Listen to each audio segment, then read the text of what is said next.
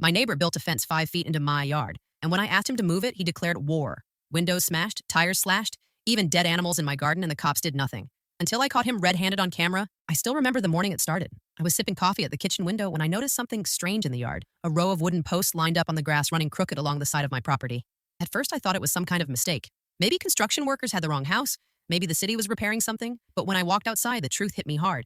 It was my neighbor Mark hammering a stake into the ground. He had a tape measure in one hand, a mallet in the other, and the kind of smug smile that makes your stomach turn. His new fence was stretching across my lawn, several feet into land that I'd paid for, cared for, and loved. I stood there frozen for a moment. I didn't want to cause a scene, but my blood was boiling. Finally, I called out, "Mark, what are you doing? That's my property." He didn't even flinch. He kept hammering as if I were invisible. After a pause, he muttered over his shoulder, "Nope, this is mine. You've been mowing over my boundary line for years. I'm just fixing it." My jaw dropped, fixing it. This man was stealing a slice of my yard and acting like he was the victim. I tried to reason with him. I told him I had the property survey. I told him I had the deed. I told him I knew exactly where the line was, but he ignored me. The sound of his hammer drowned me out. I went back inside, shaking with anger. I dug through my drawer and pulled out the survey papers. They clearly showed the boundary was 3 feet to the right of where Mark had placed his posts. He was trespassing, plain and simple. By the afternoon, the skeleton of the fence was already standing. Every time I looked out the window, I felt more powerless. It wasn't just wood and nails. It was a message, a declaration of war. That night, I barely slept. I kept replaying his words in my head. "This is mine." As if he could erase my ownership with a single sentence, I told myself tomorrow I'd confront him properly, I'd bring the papers, I'd make him see reason. But deep down, I already knew Mark wasn't building a fence. He was building a battle line. What would you do if you woke up and found your neighbor building a fence on your land? The next morning, I marched straight to Mark's yard, papers in hand. My heart was pounding, but my anger kept me steady. He was already outside tightening wire between the wooden posts like he had been waiting for me. I waved the survey papers in front of him. "See this, Mark? The boundary line is here, not there. You're building on my land?" He glanced at the papers, then smirked and shook his head. "Those are old surveys, change. Besides, everyone knows this strip has always been mine." I couldn't believe what I was hearing. Surveys change. That's not how property works. I tried to explain, but he cut me off, raising his voice loud enough for the other neighbors to hear. "You've been stealing from me for years, trimming your grass past my line, planting flowers on my soil. I'm just taking back what's mine." I looked around. A couple of neighbors were peeking through blinds, and one woman even stood on her porch pretending to water her plants. I felt humiliated. My private property dispute was suddenly a public spectacle. I told him firmly, "If you don't move that fence, I'll have no choice but to call the city." Mark leaned on his post and smiled. "Call them. Go ahead. You think they'll care about 3 feet of grass?" That smirk lit a fire in me.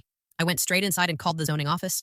I explained the situation, sent copies of my survey, and waited for a response. The clerk told me they'd send an inspector in the next few days, but her tone was flat, like this was the kind of problem they dealt with every day. Those few days dragged on. Every time I looked out the window, I saw Mark working faster, as if he knew I had reported him. By the time the inspector finally arrived, the fence was nearly finished. The inspector, a tired-looking man with a clipboard, walked around measuring with his tools. He confirmed what I already knew. The fence was several feet inside my property line. I felt a rush of relief until I saw the inspector's face.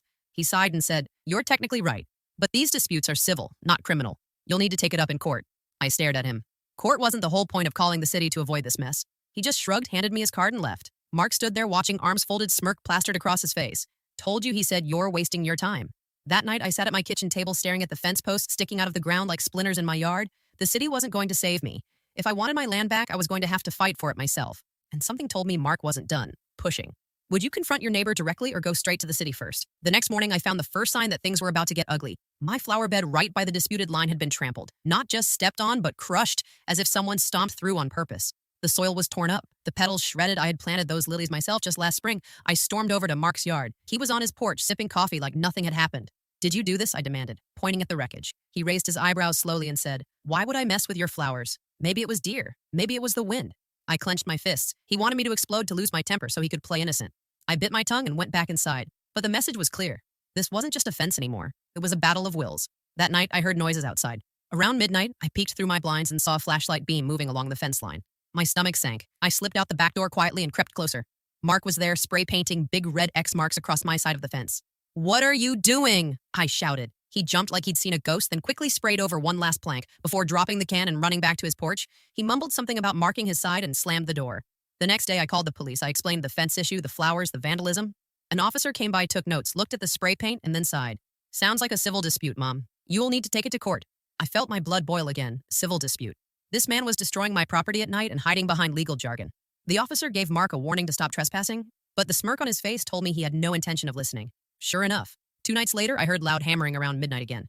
I ran outside in my pajamas to find Mark nailing ugly metal sheets onto the wooden posts. He claimed it was for privacy, but I knew the truth. He wanted to make that fence as permanent and as hostile as possible.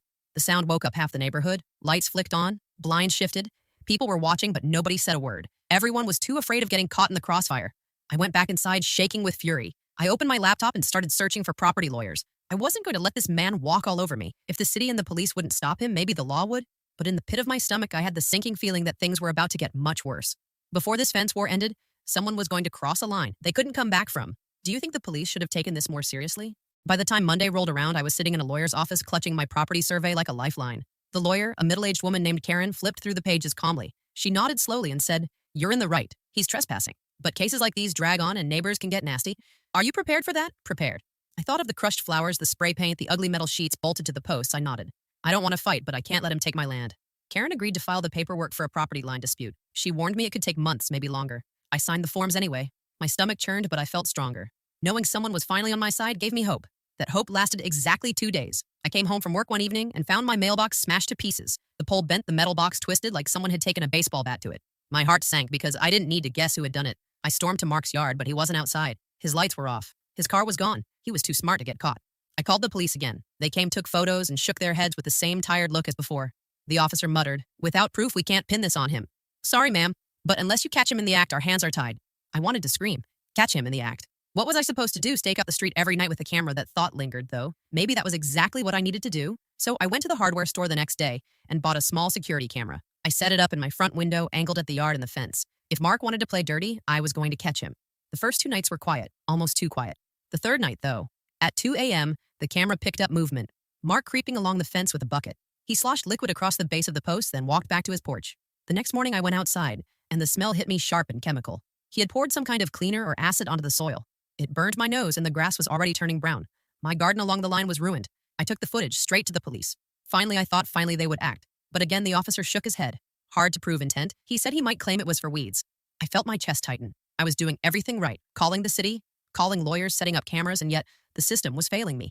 Mark was winning. And the worst part was, I could see the satisfaction in his smirk every time I passed him in the driveway. It was becoming clear this wasn't going to end in court. This was going to end in something else entirely. How far would you go to protect your property if the law kept failing you? I thought losing flowers and grass was bad, but nothing prepared me for the night things turned personal. It was around midnight when I woke up to the sound of glass shattering downstairs. My heart leapt. I grabbed my phone, crept to the kitchen, and found the window over the sink smashed. A rock lay on the floor, glittering shards around it. I ran to the door and looked outside. Mark's porch light was on. I could see his shadow rocking calmly in a chair. He didn't even look at me, but I knew he had done this. I called the police, trembling. This time they actually sent 2 officers. They looked at the broken window, took the rock, and wrote their report. I showed them the footage from my camera, though it hadn't caught the throw. Just the noise of glass breaking. The officers promised to file it, but again, no arrest, no charges, no justice. Mark had learned the game. He knew how to push just far enough to torment me, but not far enough to get caught. The next morning I woke to find ugly words spray painted across the new metal sheets on the fence. "Keep off" in giant black letters facing my side, not his. He was mocking me, daring me to fight back. I couldn't eat.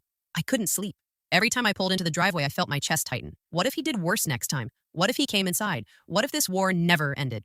That's when I decided enough was enough. I called Karen, my lawyer, and told her to push the court case as hard as possible. She agreed, but reminded me these things take time. In the meantime, she said document everything, photos, videos, police reports, the more evidence, the better. So I did. Every day I snapped pictures of the ruined grass, the vandalized fence, the smashed window, but evidence didn't make me feel safer. Evidence didn't stop the fear that gripped me whenever night fell. One evening after work, I pulled into my driveway and found something that nearly made me collapse. My tires slashed, all 4 of them. Mark was standing on his porch sipping a beer, watching me struggle, his smirk wider than ever. That was it. I dialed the police again. My voice shook as I demanded they come. They inspected the car, saw the knife marks on the rubber, and again told me, "Without proof, we can't say it was him. Proof. I wanted to scream at them. He was standing there watching me suffer. He was laughing in my face. What more proof did they need? That night, I sat in my kitchen staring at the broken window, the ruined yard, the vandalized fence, and the slashed tires, and I realized something terrifying. If the law wouldn't stop him, then I would have to. The fence war had become more than a property dispute. It was survival, and I was done being the victim. Would you fight back directly at this point, or still wait for the law to handle it? After the tire slashing, I knew waiting for the courts or the police was pointless. Mark wasn't going to stop until I broke, and I refused to give him that satisfaction. So I started planning. I bought 2 more cameras this time, with night vision and motion sensors. I set one in the front window angled at my driveway and another hidden in the back garden facing the fence. I even installed a small spotlight that clicked on when motion was detected. If Mark wanted to play games at night, he was about to get caught in the spotlight. For a few days, things were eerily calm. No vandalism, no smashed windows, no new spray paint. I wondered if maybe he had finally realized I wasn't backing down, but deep down I knew better. He was waiting for his moment. It came on a Friday night. I was upstairs reading when the motion alert buzzed on my phone. My heart pounded as I opened the live feed. There he was. Mark crouched by the fence with a can in his hand, spraying something along the boards. I ran downstairs and out the back door shouting, "Stop right there." The spotlight burst on, blinding him for a second. He froze, then bolted back to his porch, dropping the can on the grass. I snatched it up with gloves and held it under the light. It was gasoline. He had been trying to soak the fence in fuel. I called the police again, this time with video footage and the actual can as evidence. The officers arrived, reviewed the footage, and finally, they had no excuse. They questioned him on his porch while I stood in my yard clutching the gas can. He denied everything, of course, but the video didn't lie. They issued him a citation for trespassing and destruction of property. Not jail, but at least something. For the first time in weeks, I felt a flicker of victory. I thought maybe this was the turning point. Maybe now he would stop. But I underestimated Mark. The citation only made him angrier. The next day, I found a dead squirrel nailed to the fence on my side. The grotesque sight made my stomach churn. My hands shook as I pulled it down and buried it in the garden. The message was clear. He wasn't done. He was escalating again. That night, I couldn't sleep. I lay awake staring at the ceiling, listening for every sound outside. I realized this wasn't about property lines anymore. This was about power and intimidation. And if I didn't take control soon, he was going to destroy more than just my yard. So I decided on something bold. I was going to fight fire with fire. If Mark thought he was the only one who could play dirty, he was about to learn how wrong he was. The fence war was about to turn into open battle. Would you set traps to catch a neighbor like this, or would you move away instead? I had reached the point where passive resistance would not save me. I needed to flip the script to take control and protect my home. The law had failed, so I would have to force the issue on my own terms. First, I mapped everything: the fence posts, the spray paint, the nights he prowled the time. His truck arrived. I compiled timestamps, video clips, photos, and police reports into a single folder I labeled Case File and kept it on a flash drive in my bag. Next, I recruited 2 trusted neighbors for coffee. I told them the story and asked if they had noticed anything unusual. They had seen Mark lingering after dark, and one admitted his mailbox had been tampered with. With witnesses and evidence organized, I taped a timeline of events to my kitchen wall. It looked dramatic, like a courtroom prop, but it reassured me I had facts and a record of escalation. Then I added playback to my arsenal. I set up a portable speaker near the fence and recorded a staged phone call where I pretended to arrange for a contractor to remove the fence. I wanted Mark to hear that I intended immediate action. On Tuesday, I left maintenance notes on my porch visible from the yard. The paperwork suggested I was about to file an emergency injunction and hire a crew. The goal was to make Mark nervous enough to act rashly. That night, the motion sensor lit at 1:38 a.m. Video showed Mark at the fence with a flashlight. He muttered, then kicked at a board until a plank snapped free. It was the kind of escalation useful in court, but I wanted an admission. I turned on the speaker and played my recording across the yard. The sound was thin, but enough. Mark froze, then shouted, "Are you serious? You can't do that." He cursed and in anger admitted he was trying to expand his property and had anchored posts deeper into my soil. The camera captured his voice, his hands, the way he stomped on my grass like it was his. I sent the footage, the audio and timestamps to my lawyer and to the police the next morning. Suddenly, agencies that had been polite grew attentive. The county prosecutor called to ask questions, and the local paper wanted a statement. I had shifted the narrative from petty spat to criminal intimidation. Even as authorities moved, I knew Mark would not go quietly. The war had gone public, and the stakes had risen for both of us. Neighbors began whispering on porches. Some offered quiet support. Others crossed the street to avoid trouble. My lawyer filed for an emergency hearing to seek a temporary injunction and a restraining order. The date was 3 weeks away, long enough for Mark to escalate or to plot a countermove. I spent nights refining my packet and rehearsing my testimony, calming my nerves. Would you have staged a setup to get a confession like I did, or avoided baiting him and relied strictly on the legal route? The setup worked better than I expected, but it also lit a fire under Mark. He knew I had proof now, and instead of backing off, he became bolder, more reckless. He wanted to scare me into dropping everything. 2 nights later, I woke to the sound of pounding on my front door. The clock read 2:11 a.m. My heart raced as I crept to the window. There he was, Mark, on my porch, banging his fists against the wood, yelling for me to come out. He was drunk. I could smell the sour tang of beer even from inside. I didn't open the door. I grabbed my phone and started recording while dialing 911. My voice trembled as I told dispatch what was happening. The operator kept me calm until red and blue lights lit the street. Mark stumbled backward, cursing, as officers arrived. For the first time, they actually arrested him. Not for the fence, not for the vandalism, but for trespassing, disorderly conduct, and threatening behavior. They cuffed him right there on my porch while the whole street peeked out from behind curtains. I should have felt relieved, but instead, I felt a strange mix of fear and adrenaline. Relief that he was gone for the night. Fear that bail would let him out within hours. Adrenaline because, finally, the law had acted. The next morning, I found my car windshield smashed with a hammer still lying nearby. He must have done it before the police arrived. Another neighbor's camera caught him storming across the street, hammer in hand, before pounding on door. That footage became part of my growing case file. My lawyer told me the timing couldn't be better. The emergency hearing was around the corner, and now we had fresh, violent evidence. Judges took things like this seriously. She prepped me to testify clearly, to describe everything from the fence post to the smashed glass without letting my voice shake. Still, it was exhausting. I was tired of being scared, tired of jumping every time a floorboard creaked at night, tired of living in a battlefield instead of a home, but deep down something had shifted. I wasn't the frightened woman clutching my phone anymore. I was gathering strength. I was fighting back. The neighborhood shifted too. People started dropping by with words of encouragement. One elderly couple brought me cookies and whispered, "We've wanted to say something for years. He's been a nightmare for everyone." I realized it wasn't just me. It was bigger than my fence. Mark's arrogance had turned the entire street against him, and in that unity, I found power. By the time the court date arrived, I wasn't trembling. I was ready. If you were in my shoes, would you testify in court against your neighbor or stay quiet out of fear of retaliation? The courthouse smelled faintly of coffee and paper. When I walked in clutching my folder, my lawyer Karen was by my side. Her calm presence grounding me. My palms were sweaty, but my steps were steady. I wasn't just here for myself anymore. I was here for every neighbor Mark had bullied. The judge sat high behind the bench, stern and quiet as our case was called. Karen rose and outlined the situation, calmly.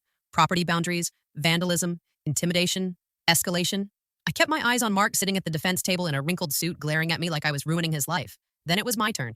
I walked to the stand and swore to tell the truth. My voice shook at first, but grew steadier as I recounted everything. The day I woke to find his fence cutting into my yard, the spray paint, the smashed window, the slashed tires, the night he tried to douse the fence in gasoline, the dead squirrel nailed to the wood, the pounding on my door, the hammer in his hand. Karen played the video footage on a screen for the courtroom, the gas can, the shouting admission, the trespass on my porch, the hammer attack.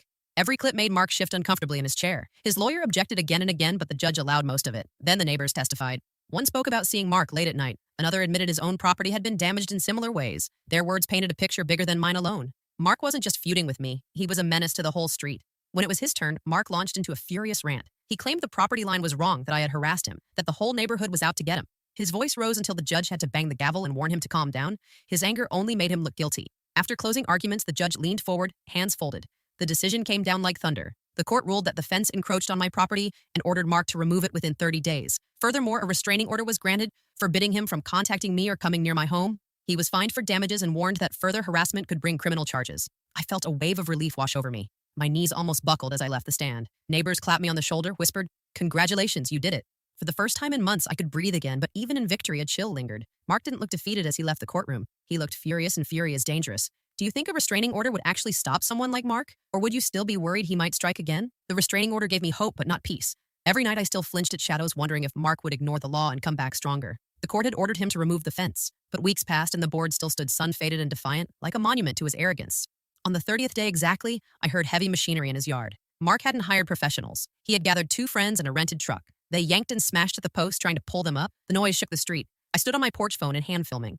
Every neighbor came out to watch. People muttered under their breath, some laughed as Mark cursed and sweated. His friends bailed after an hour, leaving him alone with a half-torn mess of wood. He threw a hammer at the ground and stormed off, leaving the job undone. The next morning I woke to silence. I peeked outside and froze. My fence line was bare. The posts and boards gone. Every trace of his construction cleared overnight. Not neatly, though piles of broken wood were dumped in his yard, like a defeated fortress toppled in the dark. But there was more spray painted across the side of his shed. In bright red letters was one word: thief. He hadn't done that I knew instantly. It was revenge, but not mine. Later I learned a group of neighbors had gotten together, quietly fed up after years of his bullying. They'd finished what the court ordered. They'd torn down the fence themselves and left their mark on his property. It wasn't legal, but no one confessed and no one cared. From that day, Mark kept to himself. He mowed his lawn in silence. He didn't glare at me anymore. He didn't look at anyone at all. He had been outnumbered, defeated. Not just by me, but by the whole street. I planted a row of sunflowers where his fence had stood. Their yellow heads swayed gently in the breeze, bright and defiant. Each time I watered them, I felt lighter, like the war was truly over. It had started with a line in the dirt and grown into a battle of fear, anger, and survival. But in the end, truth and persistence won. He tried to control me with intimidation, but I fought back with patience, evidence, and courage, and in doing so, I found something even stronger than victory. I found community. Looking back, I realized Mark never really stood a chance. Because when neighbors unite against a bully, the bully always loses. The fence war was over, and I had my peace back at last. Would you have let the neighbors handle it in the end, or would you have wanted the final act of revenge to be yours alone?